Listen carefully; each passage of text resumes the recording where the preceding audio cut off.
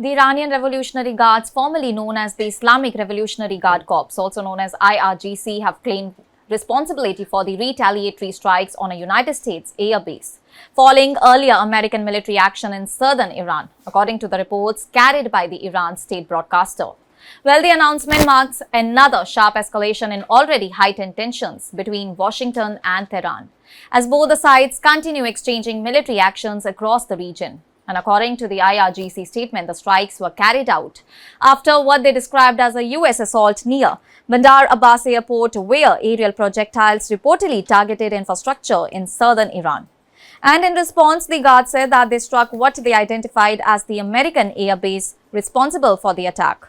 The operation, they claim, took place at approximately 4:50 a.m. local time, and however, the United States has not confirmed the exact location of any base being hit, nor has it independently verified Iran's claim regarding the source of the initial strike.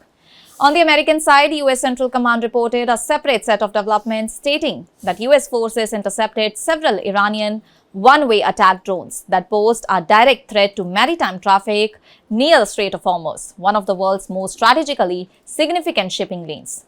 U.S. forces also reportedly targeted a drone ground control site, saying that the action was taken while Iran was preparing additional drone launches. Washington has described its recent operations as defensive in nature, aimed at protecting both military assets and commercial shipping routes in the region.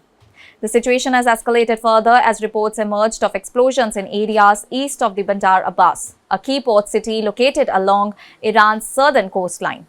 Bandar Abbas holds major strategic significance due to its position near the entrance of the Strait of Hormuz, through which a substantial portion of the world's oil supply passes every day. And the city is also a major hub for Iran's commercial shipping operations and is believed to host significant naval and military infrastructure that is linked to the country's maritime and missile capabilities. Because of its location, Bandar Abbas is widely regarded as one of Iran's most sensitive strategic zones, and any disruption in the area has the potential to affect global energy markets, shipping insurance costs, and broader geopolitical stability. The Strait of Hormuz itself remains one of the most critical choke points in international trade, making it a frequent focal point during periods of tension between Iran and the Western powers. The latest escalation comes despite what has been described as a fragile ceasefire or informal understanding between Washington and Tehran. And both the sides have continued to carry out limited strikes and drone operations, suggesting that the truce remains unstable. Earlier, U.S. strikes targeted Iranian military infrastructure in the south, which Washington justified as self-defense in response to the perceived threats to its forces and allied shipping operations. And in reaction, Iranian officials warned that any further aggression would be met with a more decisive response.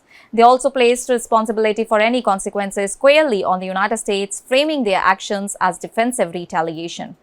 The rhetoric from both the sides has intensified concerns that the situation could spiral into a broader regional conflict if escalation continues unchecked. Regional tensions were further heightened when Kuwait, a key United States ally in the Gulf region, reported responding to missile and drone activity during the same time frame. While details remain limited, and the incident highlights how quickly the conflict risk is spreading across the neighboring states, many of which host critical energy infrastructure and the international military assets. And at the same time, the United States announced fresh sanctions targeting Iran-linked entities, including the addition of the Persian Gulf Strait Authority to its sanction list. Well, the move is part of a broader strategy that is aimed at increasing economic pressure on Tehran, particularly in relation to the maritime operations and control over the Strait of Hormuz. The sanctions are expected to further strain Iran's already pressured economy and complicate ongoing diplomatic efforts. Well, amid the rising tensions, U.S. President Donald Trump also weighed in on the situation.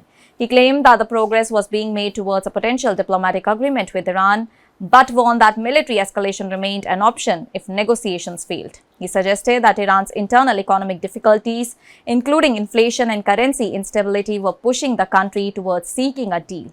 However, he also indicated that the U.S. was prepared to continue or intensify military pressure if required. That's all for now. Stay tuned to the Savera for more updates. Do like, comment, and subscribe to the channel.